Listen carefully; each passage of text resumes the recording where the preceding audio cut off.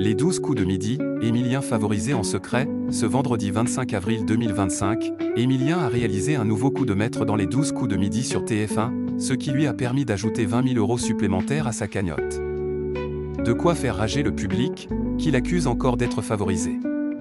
Des accusations logiques? Jean-Luc Reichmann a répondu. Assisterons-nous un jour à l'élimination d'Émilien dans les 12 coups de midi? Rien n'est moins sûr. À chaque nouvelle participation, le candidat impressionne par sa culture et fait gonfler un peu plus sa cagnotte.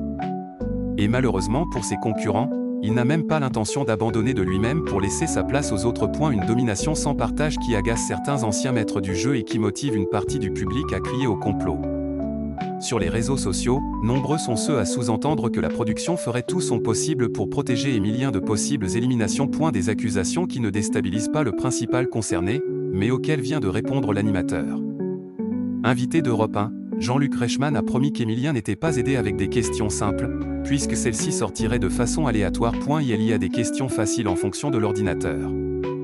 C'est du facile, c'est du moins facile, a-t-il indiqué. Il n'y a aucun problème.